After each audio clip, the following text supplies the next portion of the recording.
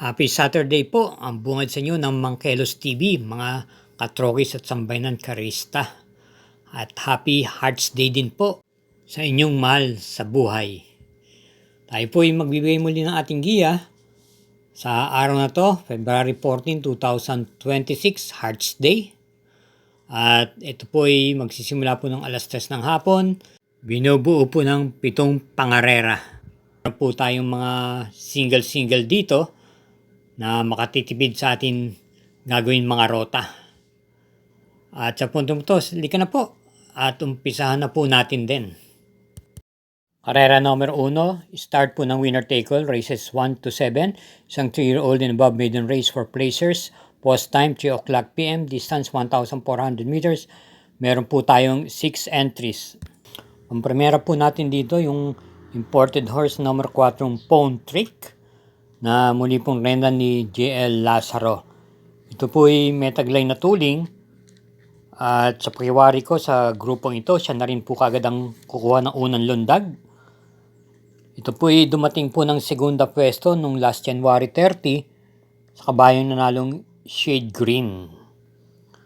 At bilang panigunda naman po natin dito yung numero 5 True Dogma na nagbabalik pista. May katagalan na rin po itong medyo nabakasyon, siguro mga halos 1 taon. Pero mabigat pong grupo ang pinanggalingan ito. Ito po ay muling renda ng kanyang regular riders GMS Torque.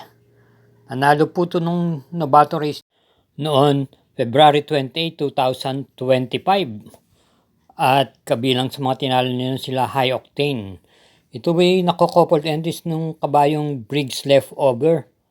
Di nga lang natin alam kung ano ang feedback, kung ano talaga ang naging sanhi nito, kung bakit ganun katagal na bakasyon. Sa muli po, ang pili po natin pampremera sa karera numero 1, yung numero 4 Pawn Trick at panigunda yung numero 5 True Dogma.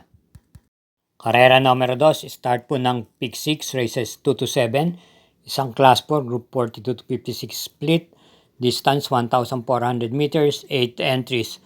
Pampremera po natin at sisingilin po yung numero 2 every 4 years. Nararendan po ni JT Sarate.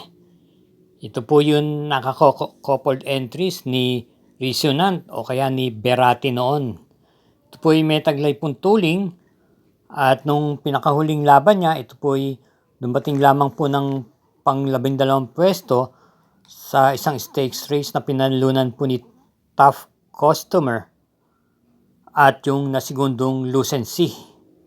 Meron po itong takbo kung saan tinalo nyo na po si Hole in One. At nung last December 7 naman, ito po dumating po ng segunda kay Ace of Diamonds. Kaya muli po sa karera numero 2, single, yung numero 2, every 4 years. Karera numero 3, distance 1,400 meters, isang 2-year-old and above maiden race for placers with a distance of 1,400 meters. Start po ito ng Peak 5, races 3 to 7, 6 entries. Pangpremera, yung kalahok number 6, Black Panther. May tuling po. At muli pong renda ni JT Sarate.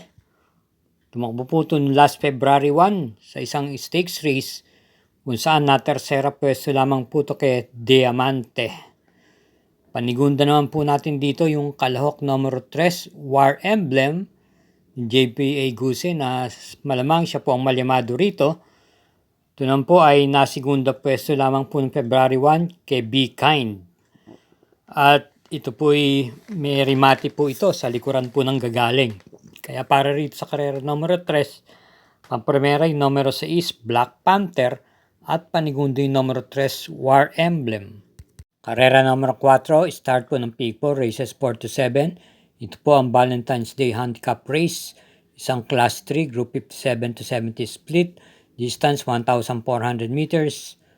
At ito po ay merong 8 kalahok, isang coupled entries, yung numero 4. Ating pong pampremera at single po muli, yung numero 2, Reverse Merger ni JB Hernandez. May taglay na tuling, yaman lang nung huling takbo niya nung February 1 sa isang stakes race na pinalunan po ni Tough Customer. Hindi po nakaporma sa unahan. at dumating lamang po doon ng pang-5 sa meta. At nung last February 28, na kwarto pwesto naman po siya sa coupled entries niyang nanalong Bass Racket. Sa tingin ko, angat po ito rito. Kaya sisingilin na po natin to at wala sa kanyang makakasabay sa unahan dito. Meron po itong panalo kung saan nag-champ po ito ng 137 sa 1,600 meters. Kaya karera naman ng 4, single, numero 2, reverse merger. Para po sa atin mga giya, huwag po tayong makakalimot na kaugalingan natin mag-subscribe.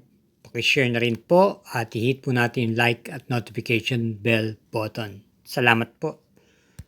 Karera numero 5, isang class 5, 17 to 41 group split. May distansyang 1,400 meters, 6 na kalahok lamang. Ating pong pili, pampremera yung kalahok numero 5, Pretty Penny, na isa pong derimate. Gamay na gamay po ni DL Camanero Jr., regular rider.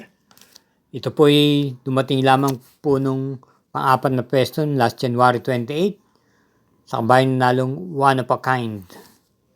At bilang panigunda naman po natin dito yung numero 4 I Love Mati na nakinto pwesto naman po nung last January 30 sa kabayang nanalong Moderna.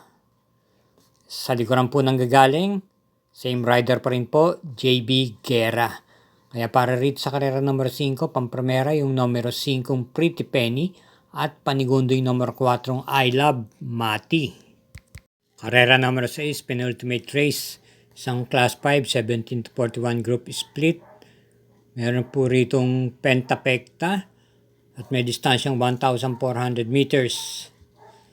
At pong first choice, yung numero 2, Don Damiano.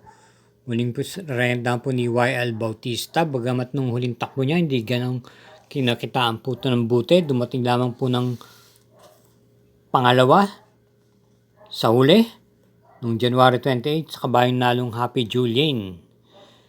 At nung January 11, ito po'y dumating po ng pang-6 na pwesto kay May 10.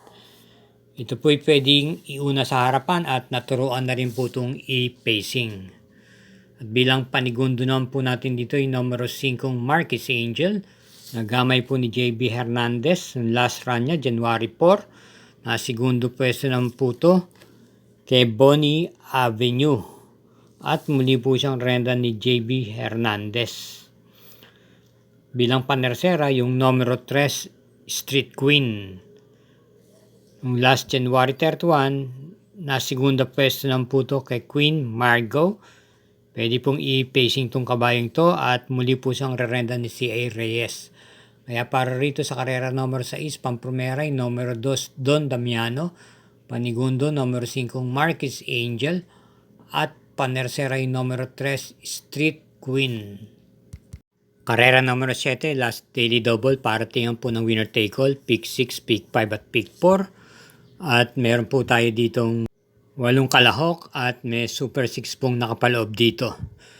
Ating pong pampremera rito yung kalahok number 4 Houdini na tumakbo po nung nakaraan sa stakes race at ito'y dumating lamang po na mga bandang pang-9 o pang-8. Pero bago doon, noong last January 16, ito po ay nasigunda ng dehado kay Light from the East.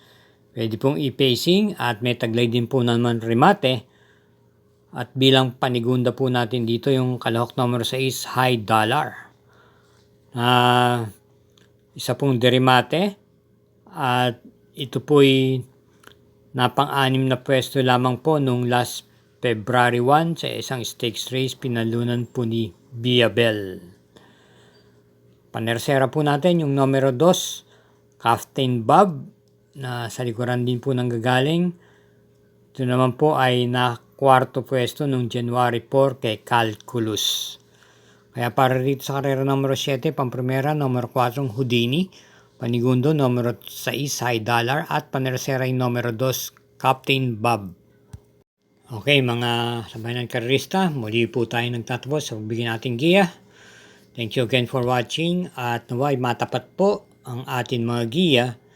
Hinay-hinay lang po tulad ng aking sinasabi sa inyong paglilibang. At ingat po din tayo lagi sa ating pag-uwi.